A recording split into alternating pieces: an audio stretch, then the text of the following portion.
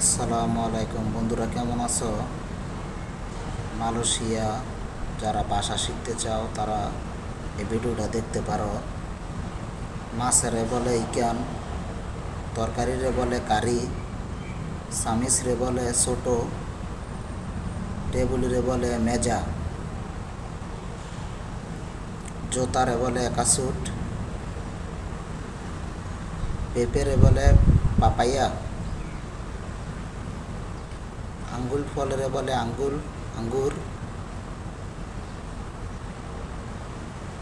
টমেটোরে বলে টমেটো, জোতারে বলে কাসুট, মইসেরে বলে চিলি,